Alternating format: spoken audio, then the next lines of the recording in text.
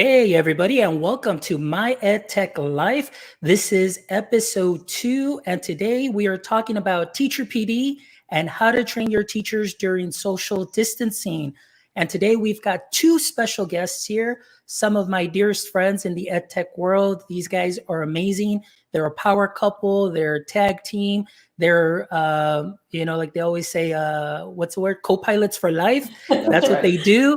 They are amazing. They are Omar and Fely Lopez. All right. So welcome to the show, Omar and Fely. And before we go ahead and get started with our topics, go ahead and introduce yourselves to everybody. My name is Omar Lopez. I teach 6th through 8th technology applications at Garcia Middle School in La Jolla. We've been there since 2004 teaching. So it's been great. And my name is Fely Garcia Lopez, and I'm a Title III teacher facilitator at La Jolla ISD. And I'm in 2 campuses, Garcia Middle School and the Zavala Middle School. Super happy to be here. Awesome. Well, it's a pleasure to have you guys here. I know that we continually see each other at tech conferences, and when you guys are presenting, I'm there. When I'm presenting, you're there, and we just share that just love and passion for EdTech. But most importantly, I know the love and passion for training our teachers, but to also be help out our kids. So again, it's always a pleasure for you guys to be here. And today, guys, we are live on Facebook. We are live on YouTube. So if you're checking us out, go ahead and type your comments in, guys. If you have any questions about our topic that we're covering, feel free to ask away and we can bring those questions in.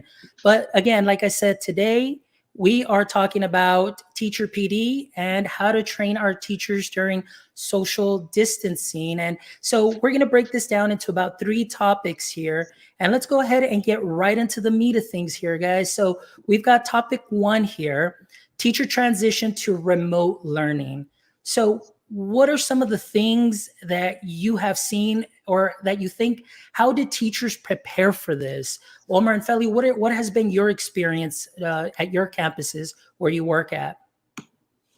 For us, I think we were not necessarily preparing for the remote learning or teaching from home, but we knew that things have been changing drastically as far as our delivery, our tech integration in the classroom. So it's been about slowly taking steps of, okay, so how can I up my game as a teacher to include all these trendy tools or hot apps or whatever the kids are using. So I think that's where we've been like slowly moving in that direction. And I think that's some of the preparation that the teachers have had for remote learning. In particular, I don't think it's been specific, but just in education in general, when we talk about EdTech in one. And we've been training our teachers for a while. It's been our 5th year, right? A little over 5. Over 5 years. We're training our teachers with a lot of technology tools, right? Not an emphasis on what is it you need to know your students. These are the tools that we have available for you. So what is it that you like, or what is it that it's the best tool for your kids, right? Because the first thing is knowing your population, and then you come from there at finding the tools that you're gonna need for your kids. So our teachers are pretty familiar with technology. There's always room for improvement, of course. But like Omar said, for remote teaching, it's a total different approach, because when you're in the classroom, you have your kiddos there, you have your babies there right there in front of you. Remote teaching, it's a total different story. But we're very proud of our teachers. They've been doing great, and we've seen a lot of collaboration, a lot of, okay, I know these, let me help you. Okay, I get the answer for you. Let's work together. That's been a blessing for us. The collaboration that we've seen, it's always been there, but lately it's now fantastic. More so, yeah.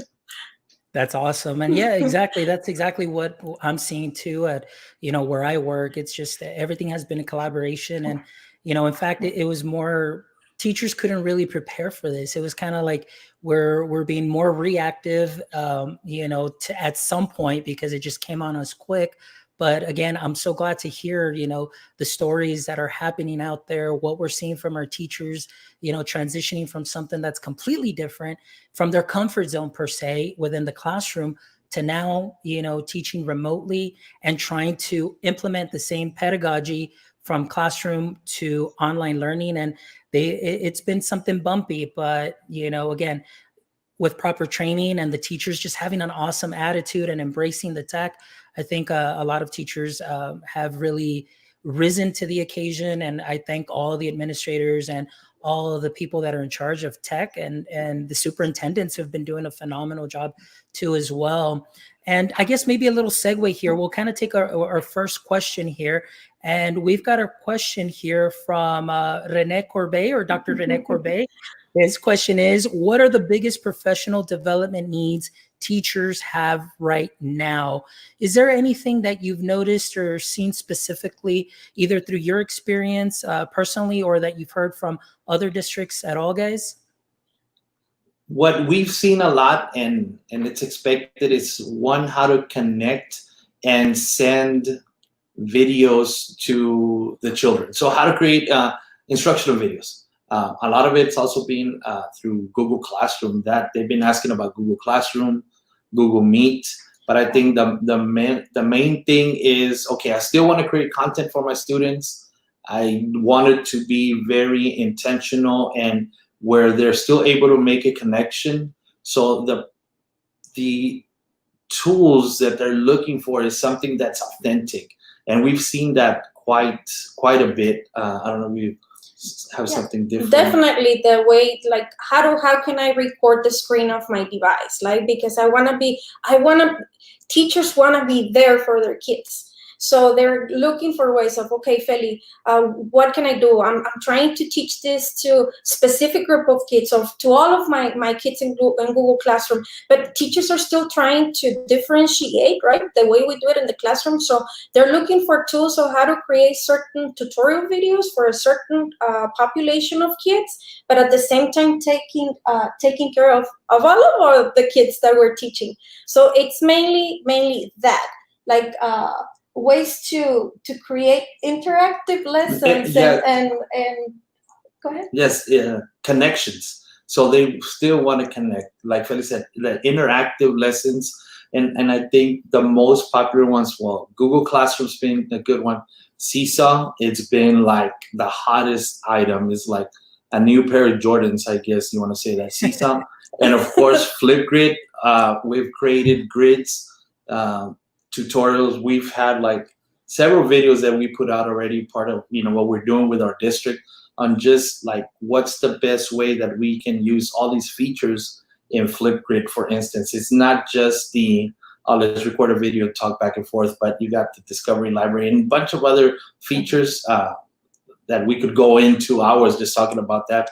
But that's a lot of it, just content creation and, like Feli said, interactivity, just still having that connection with the kiddos. Yeah. And Google Meet today, I'm sorry, today was, we had 2 meetings with my 2 campuses, right? And it was mainly, we want to meet with the kids. What's the safest tool we can use? Or how can we change the background when we're having, like, they want to meet with the kids, but at the same time, I love the fact that they want to be creative about it. Like, a lot of innovation, a lot of creativity, and they want to bring a smile to the students' faces, which is, I mean, the human and the relationships are there, even though we're not in the classroom with our kids. Like, we have our kids in front of us. We need, like, teachers want to continue sheltering those relationships. So it's super cute. They want their heart to come out. Yeah, and I agree with you. I mean, to me, during this time,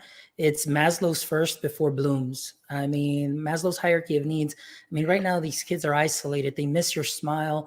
They miss that interaction. And I know teachers do as well. And I think you hit the nail on the head there, that a lot of teachers still want that interaction. And I'm thankful that at least in some way, shape, or form, through the use of the EdTech that we have now, teachers can still make those connections, even though they may be miles apart from their kids or even blocks apart because they may live in the same neighborhood, but you're still able to meet via Google Classroom, Google Meet actually, and still bring out, using like Jamboard, and everybody's on one Jamboard together. They're still interacting. You're able to see some of their faces.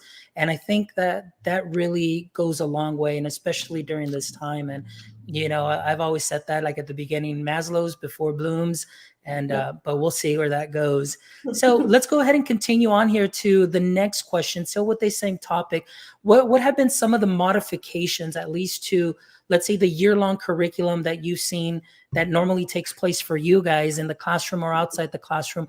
What have been some of the modifications that you've seen been made either by your school or the district as a whole? What can you share a little bit about that? What we've seen is we have to slow it down. Teachers, they understand the curriculum well, they understand the scope and sequence, and we know that we don't have the instructional hours anymore, the instructional minutes. So we're gonna have to slow it down and really make the best of it. What we've seen in the assignments is a lot of spiraling in previous concepts, previous teaks per se, into the lessons, into the activities that we're trying to get to the students so that they can come back to us with that.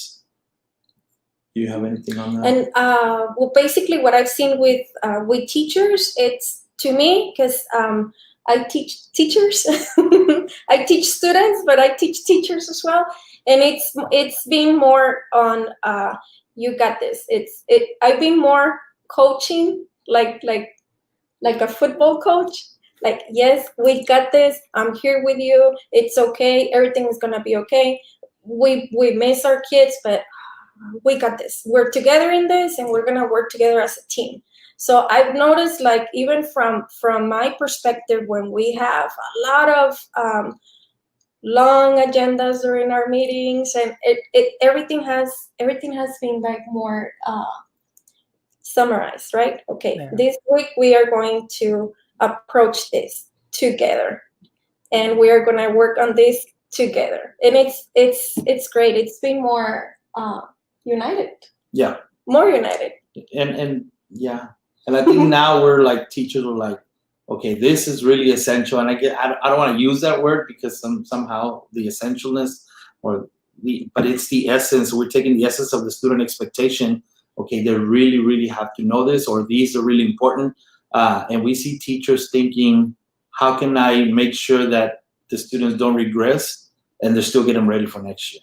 So we've seen where they're taking like the really, really important aspect of that TEAC and pushing it out. And maintaining it. Yeah. Right? Yeah. Maintaining it and working on it and add it. Like I always tell my teachers, and I used to tell my students, poco a poquito, it's okay, poco a poquito. And then we'll get there.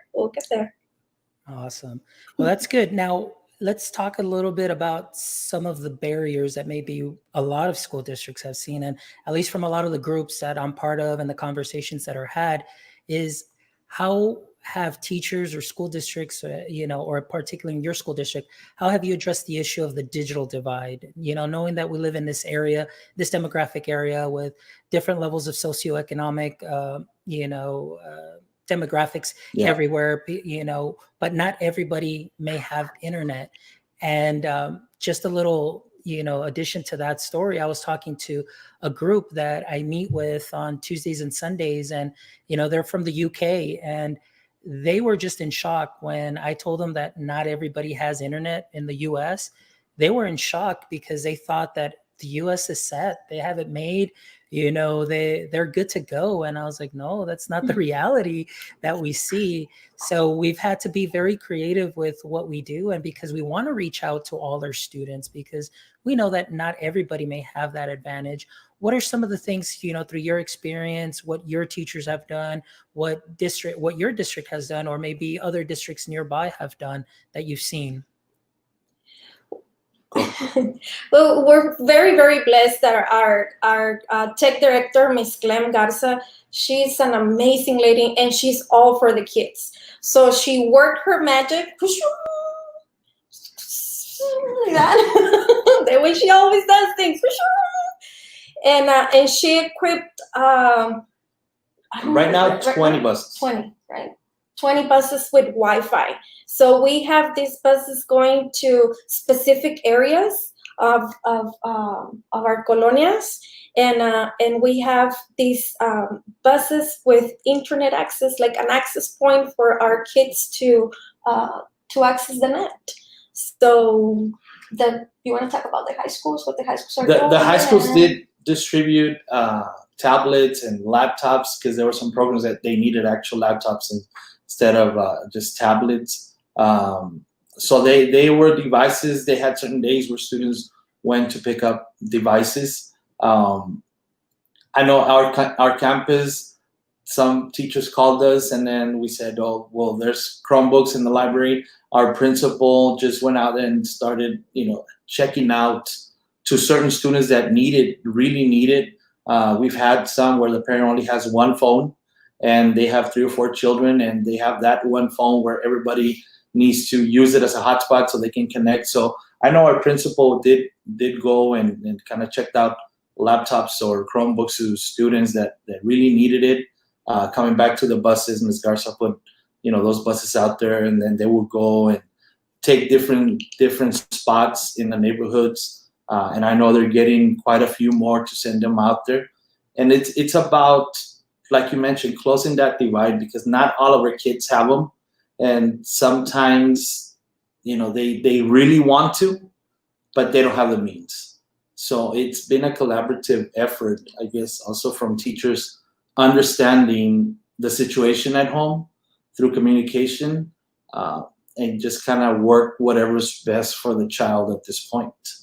And we're not a one-to-one district, but we made sure, and I'm very, I guess I'm super happy to say that, but we witnessed that every device that was in campus or in our campuses was put to use. Like if kids needed, our principals, like Omar said, hey, we had a principal that was actually taking the devices to their kids' home, personally to their kids' home. To the homes, yes.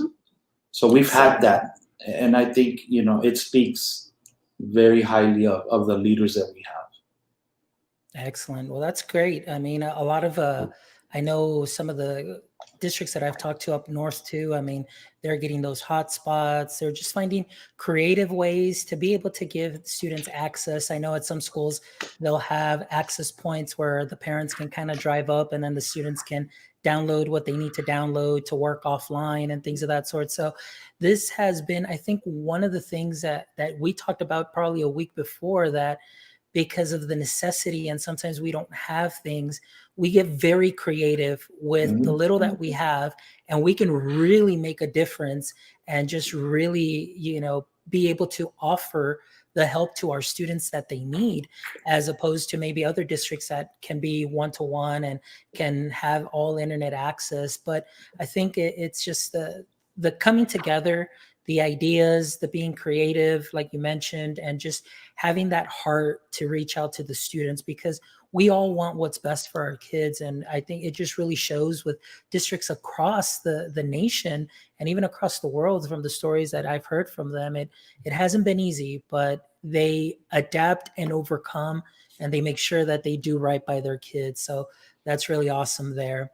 So guys, if you're just joining us right now, you're joining us here on My EdTech Life. And today we're talking teacher PD and how to train teachers through social distancing. And if you're just joining us, I want to introduce you to this great couple here. We've got Omar and Fely Lopez, co-pilots for life, EdTech leaders, EdTech gurus, and they're just here, just sharing their story, what they see. And again, it's a story about what we see here in our demographic area of South Texas. And we just want to share this with the world during this time as far as what we're doing. So let's move on to the next topic. And our next topic is going to actually be on professional development. So I know we kind of got into this a little bit, but what are some of the types of development or PD offerings that you guys have had? I know you mentioned Seesaw, Google Classroom. Are there any others that you have felt that have been really good to reach out to the kids, get some of that feedback, still be able to get those learning artifacts and evidence of learning from them. Just give us an overview of what you guys have been up to. Class Dojo has been another one of the trainings that we offered, and that one is very popular with the little ones.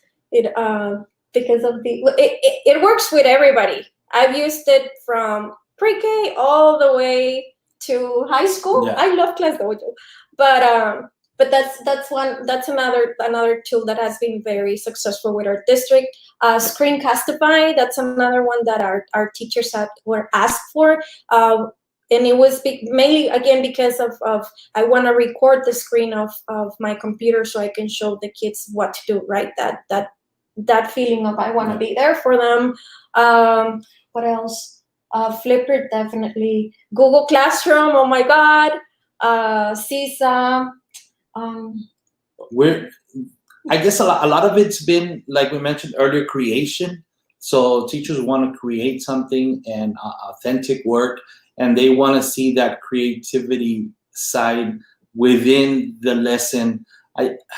It's not like, we couldn't do it before, but I think now it lends itself more to, okay, you're home, you have this, take pictures, use Picolage, create something, use, Google Slides and have a story of what's going on, animation. So that's been a lot of the creativity, right? Creativity is what we want to push, your creativity and still making those connections through those tools.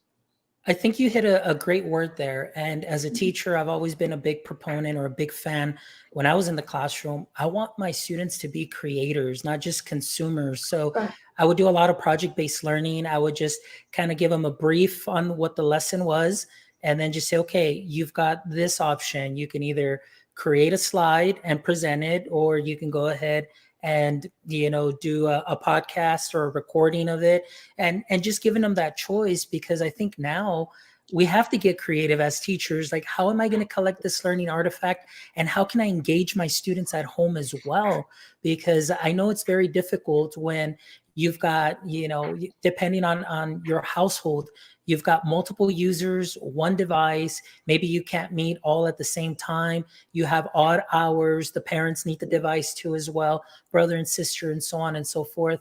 So I think that what you're saying, making that connection, giving those assignments, but giving them a voice and choice as far as how they're going to prove or give evidence of learning, I think it's something great that is going to help the students out a lot more. Just really think outside the box and say, hey, like, I'm taking some ownership in my learning, because even though the teacher gives me like a certain rubric or something I need to follow, I still get to choose whether I want to use Picolage, or if I want to go ahead and use Flipgrid, or if I want to create a HyperDoc or a Screencastify presentation and things of that sort. So I think that that's great. And so that kind of brings me to this next question that I'm going to take from the audience, guys, if you don't mind, because I love audience participation. But we've got Margaret here who's got a great question. Margaret, thank you for your question. So this is her question here, guys. It says, how do you think teachers will incorporate technology in their classrooms once they actually physically come back into the classroom? That is such a great question there. Guys, anything that you'd like to add to that? I think creativity is going to come back to that. And you mentioned choice and voice. And I think teachers hit the ground running. Is that one of the phrases we heard today, that, they were told you need to do this, and they hit the ground running and learn along the way with bumps and bruises. But now everything's coming together. So now when teachers actually get back, they're going to be like, oh, I did this. Now let's move on to, and we had mentioned this, the flexible blended learning. Now we can continue remote learning per se when we're home, and then come back to school in the classroom and do all these amazing things, because now teachers are starting to see that they're resourceful, and now I can use this app, you can use this app, I can use this tool. And I think that's what's going to lead to like an authentic creativity, showing all of that. So I like that. Authentic. That is something that's going to be awesome. I agree with you 100%. I mean, I didn't mean to interject there, but that word just really caught my eye. And as you can tell, guys, us three, like in a room, we can keep on talking about this forever because this is what we love. But I couldn't agree with you more, Omar and Fely, with your answers. Just like Dr. Corbet mentioned here also, the create, communicate, and collaborate, and getting that authentic learning. And I know even for ourselves, if you think about it, being able to bring those skills into an elementary setting, middle school setting, or high school setting. Now, Omar, you and I, we took courses, we took master's courses together, and we had to use the same skills that we're trying to bring into their kids, being creators, collaborating, and communicating. And we're doing that at a master's level course. Imagine as teachers, being able to train our teachers, offer those type of trainings where they can bring that into the classroom from elementary all the way to high school.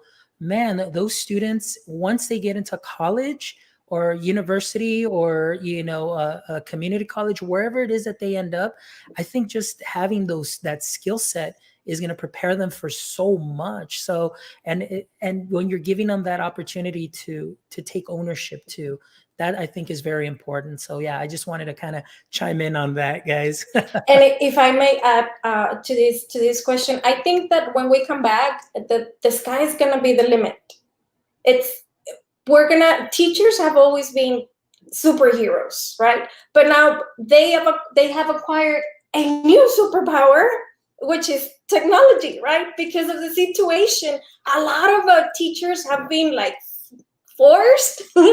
Sorry, but like the situation that we're living, they've been forced, and that has made them realize that it's okay. Don't be afraid of it. Just click on it. Just press the button. No, it's not gonna happen. Control C and you fix it. Yes. Right. Yes. Control C. Yeah. And you're gonna be able to fix it. So it's a really it's an unfortunate event, what we're living right now, what's happening, that we cannot be in the classroom with our kids and this right. situation that we're living. But at the same time, we're gonna come back and we're like I said, our teachers are superheroes, but man, they're gonna come out like with an extra superpower to the classroom, and it's gonna be, I mean, the sky is gonna be the limit. It is amazing already, and it's gonna be even better.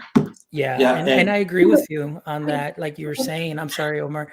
I just wanted to agree with Fely because it really excites me because you better, because I know what happens when you don't agree with Fely. I agree. I was like, oh my goodness, like you said, it's just empowering the teachers, and like you said, yes, it's unfortunate, but I can't wait, to see these teachers when we come back to classroom setting. We know that the education landscape is going to change. And we were just talking about this right before even the show started, how maybe because of this, it's going to be something like seasonal. And Omar had mentioned that. And I had mentioned to you that some school districts were even seeing that when students do come back, that it may be just, hey, Tuesdays and Thursdays, like brick and mortar, and then the other 3 days, remote learning. So I think that with this, the knowledge that the teachers have been able to gain and what we've been able to learn ourselves as EdTech professionals and trainers, to always be on the lookout for the tools that will help these teachers be able to continue to bring the teaching onto their students and communicate, that is something very impressive. And like I said, it's unfortunate that it had to be due to this, but I think that I always look for opportunities during difficult times. And I think our teachers, once we overcome this, our teachers, like you said, are just going to have that superpower, exponential superpower. So that's great. Yeah. And it's going to be like, it's just that confidence and wanting to do more and understanding that, oh, I can do this. Now I can do that. But now I can have my students work on this. And, going back to choice and voices, now knowing I can use an Apple device, I can use a Kindle, I can use Chrome, I can use a Google tool. So now they know all of these apps because we have to be resourceful right now. So now when we go back to the classroom, teachers are going to be like blown away and everybody's going to be awesome with what they're doing. Unstoppable. Unstoppable. Yes. Unstoppable. You're right. I completely agree with that. I see this as something that is amazing. So yeah. All right. So let's go ahead and continue here. I don't see too many questions from the audience, but I do have a lot of great comments, and everybody's just commenting, and they're just really excited about what what we're talking about, and they themselves are excited and practicing and using some of the apps that we've mentioned here. So it's just something amazing that we're seeing our educators just really going above and beyond. And one thing, like I said, that I liked what that Fely mentioned too, is like there really isn't anything that you can break at this point. I mean, if you make a mistake, you're going to learn from that mistake. Yeah. You know, maybe you posted an assignment incorrectly, just delete it and repost it and so on. And we're going to learn from that. And just as much as students are learning from you teachers are also going to be learning from the students as well. And that's just amazing too, when you're able to actually be in that type of learning environment where both of you are kind of thrown into this situation, but you're learning from one another. It only makes that bond a lot stronger. But again, you're learning those skills as well. So that's something that's awesome that I really enjoy. So let's go on to another question here as far as our show. And again, if you're just joining us here today, guys, this is My EdTech Life. I am your host, Alfonso Mendoza. And today we've got our two special guests, Omar and Fely Lopez, who are co-pilots for life. They are EdTech gurus and a power couple, and they're here sharing their experiences, what they see, and what they've been able to do for their campuses as far as how to provide teacher PD during this time of social distancing. So we're going to shift the focus now from the teacher PD, but now we're going to go ahead and talk about our learning focus here and talking about students. So how do you perceive right now that our students are doing? Maybe not necessarily, well, maybe we'll go it this way, at least from your district standpoint, and maybe what you may see nationally, or maybe what you've read. What are your perceptions right now, guys, during this time? I think students, they want to continue. They're not happy of what's going on, but we do see a lot of effort on their part on what we're doing. Now we do have both extremes, right? We have some that are shining and doing really, really well, but also I think it's just like in the classroom, there's that other small percentage of students that are struggling. When we make contact with parents, it's that conversations that we have that the students are really struggling to get it done. Some just don't have the means. They want to, but they don't have the means. So they've also been resourceful. I guess I wish it were 100%, but sometimes in the classroom we also wish it were 100% complete awesomeness, but that's just not reality. And I think students are adjusting to this situation just as much as teachers are. We've heard great stories, wonderful stories. We see pictures on social media, and then we get a text message of a product that was sent by a teacher where the student turned in something amazing and they shared it with us. And then I've shared some of the videos that my students have created. I've shared them, on our school webpage, because it's work that is just amazing. Like, we would showcase it in the hallway, so we're doing it now. But we see a lot of good things, but obviously there's also room for improvement. And we've also experienced, we've seen frustration levels as well from our kids, because kids are social. So they want to be in the classroom. They want to be with their friends. They want their routine. Kids are about routines, Yeah. and they want that back. And our chiquitos, our little ones, well, they don't understand to understand what was going on. Or like, school got canceled. What happened after spring break, Miss Fely? How come we're not gonna come back to the classroom, or what's going on?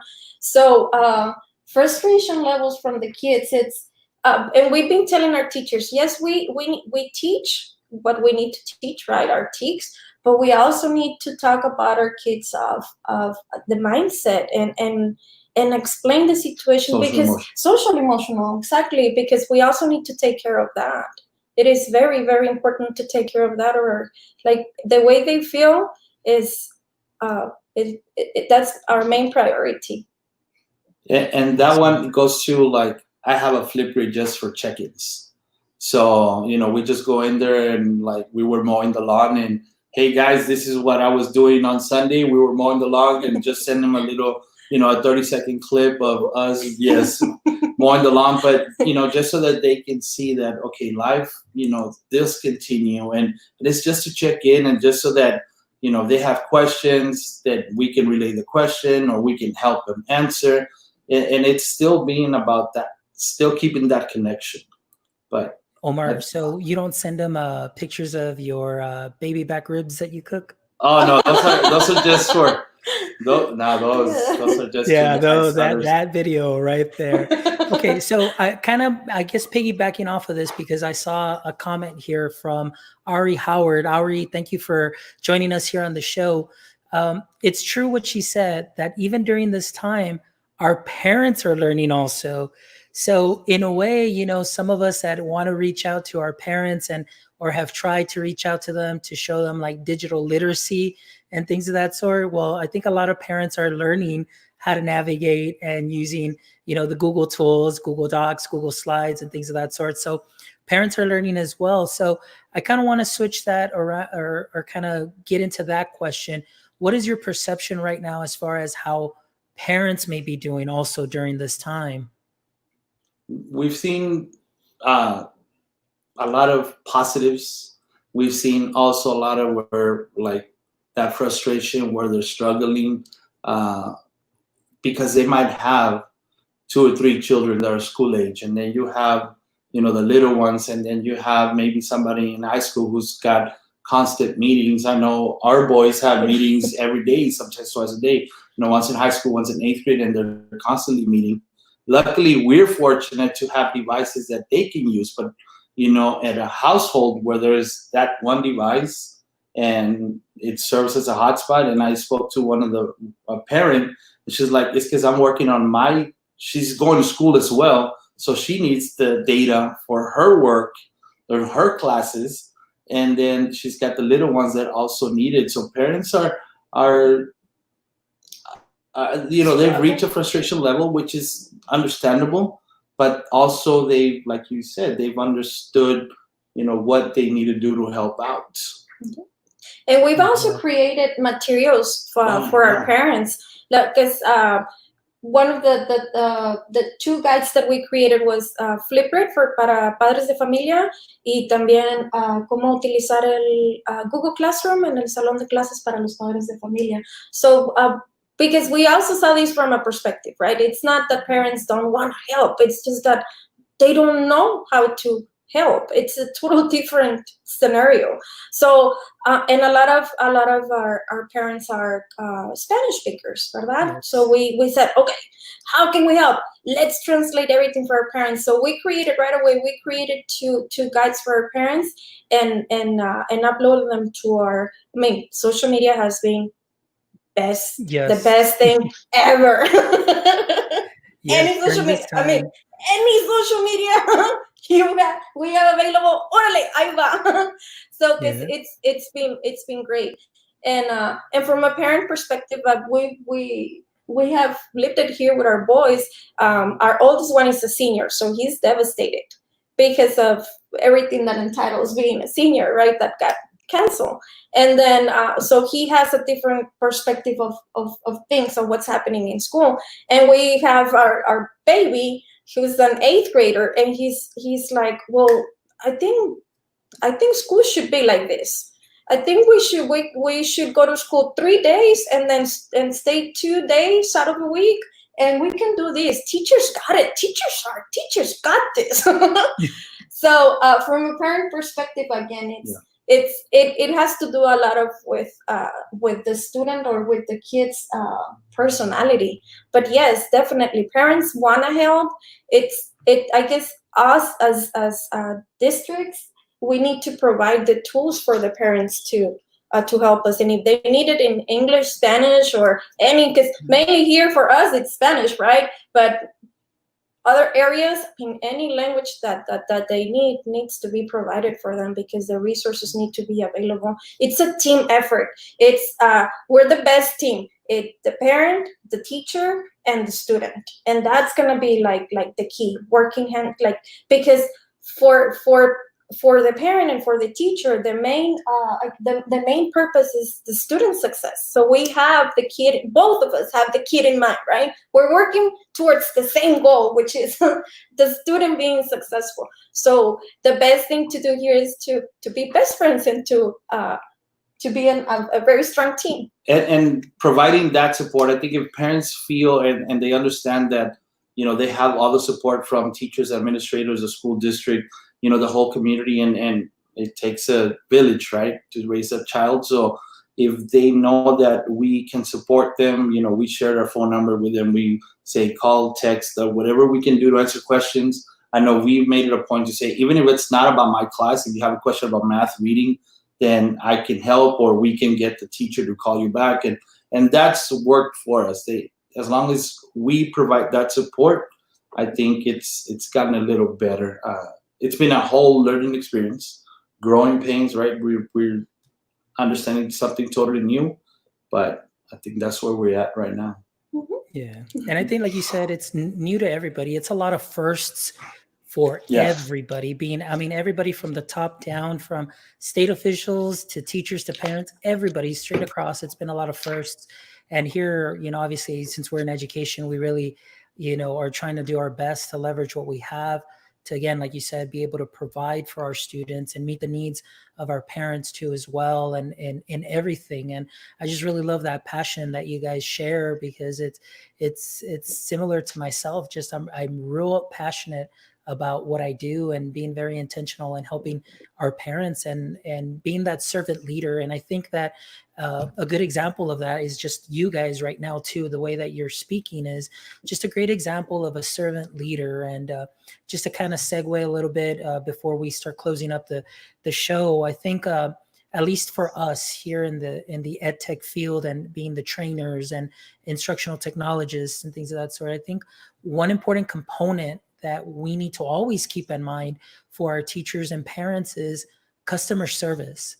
Customer service goes a long way, because we've got teachers from all different levels of technology knowledge. You've got novice teachers to expert teachers and so on, and not everybody is on the same level.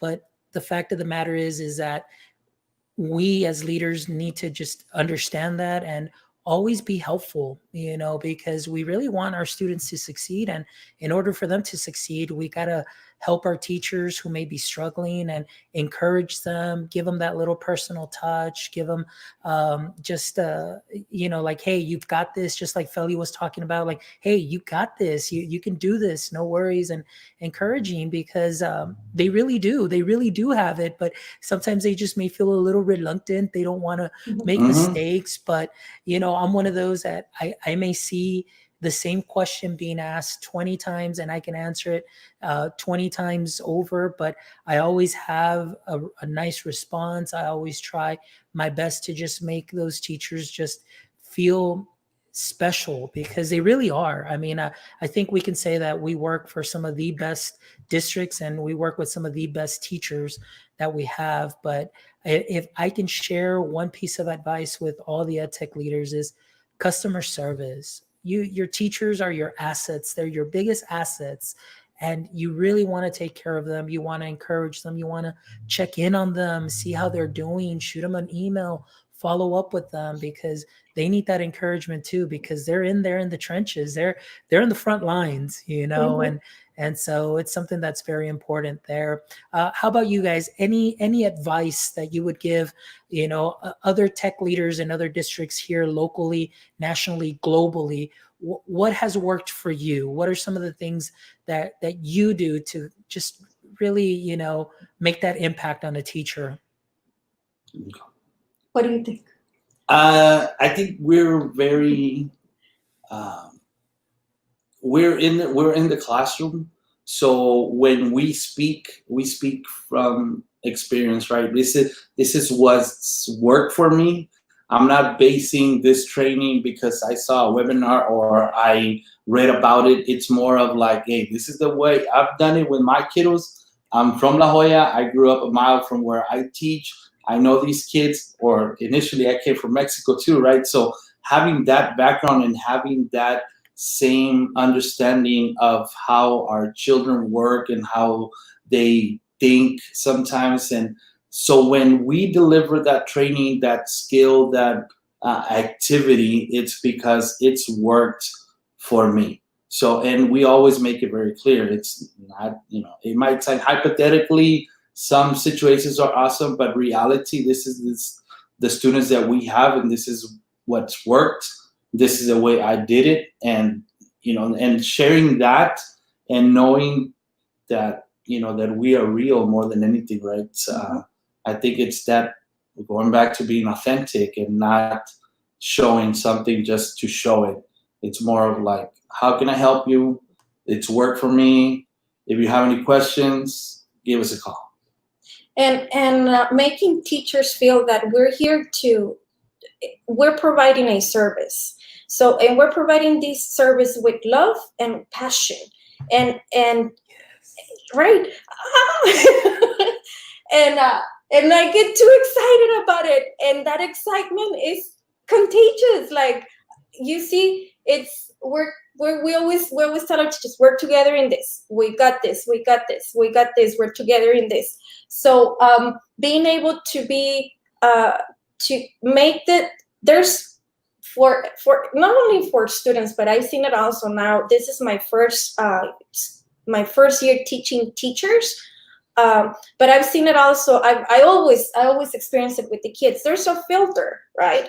Kids come to your classroom with a filter, and I've experienced. And I was an expert on getting rid of that filter with my kids, poco poquito, right? And with passion, with love, and everything that makes you love teaching.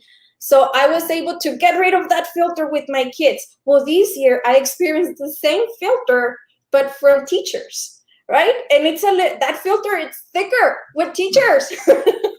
It's a little bit more complicated to get rid of it, but yeah. But it's the same approach. It's, we are together in this. We got this. I'm here to help you. And what you mentioned, that providing a customer service to our teachers, and because they're there. It's a lot for our teachers.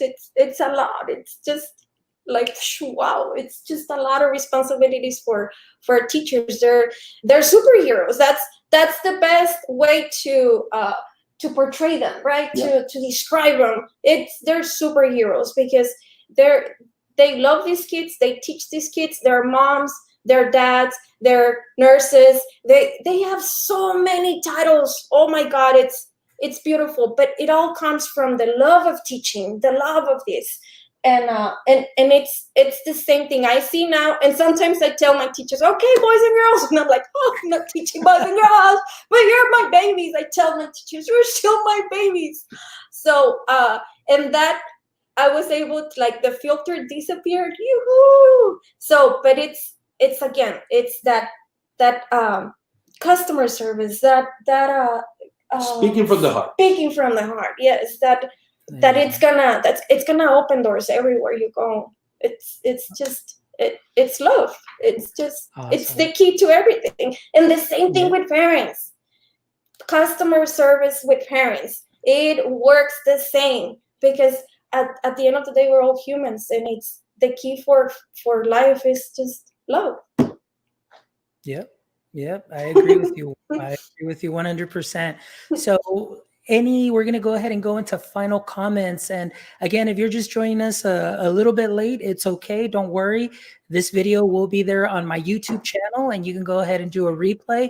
And the podcast will be up right after the channel as well, after we're done with this chat. But again, today we're talking teacher PD and how to train your teachers with through this time of social distancing. And we had our amazing guests here, Omar and Fely Lopez, who are just amazing and just passion that they bring to the classroom, but the passion that they bring also to the EdTech community, and just wanting to share so many resources. And so I'm so thankful that you guys agreed to be here on the show. It really just makes me really happy. I couldn't think of some better awesome guests to have, Thank for a you. second show, and just really showcasing the talent that the Valley has and what you guys are doing. And so what I want to do is I want to just give you a little bit of time, maybe some final comments or some words of advice or just words of encouragement, anything that you like to share with your teachers, your audience, or anybody that may be watching this live stream or hearing the podcast. You want to go first, or do you? Go Okay. ahead. Going back to authenticity, keep it real for our students. Make those connections to real life. Whatever they find relevant, that's where their passion, that's where their real interest is going to go into. Now we've learned a lot about choice, and we've talked about choice and voice.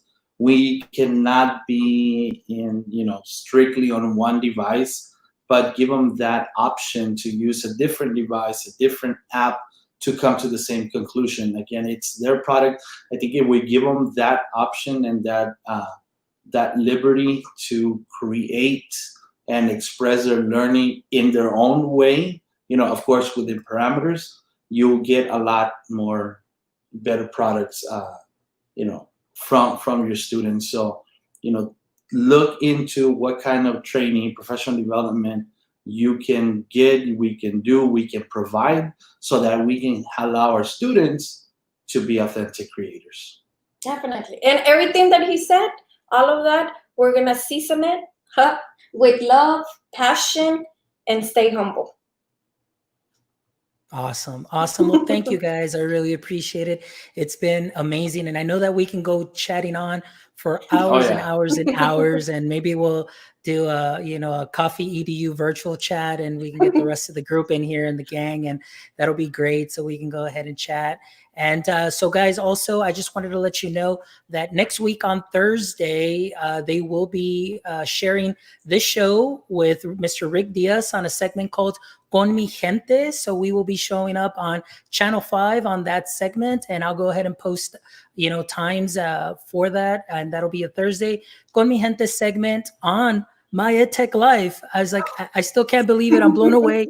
It's only this is barely the second episode, and now we're going to come out on Channel 5. So thank you guys. I really appreciate all the support from all our viewers. You guys are amazing. Check out the podcast once it comes up. The live stream will be there on YouTube, and I'll be sharing a wakelet with everybody, so you can go straight to the episodes, so you can watch, hear, and share them with everybody. So again, my name's Alfonso Mendoza.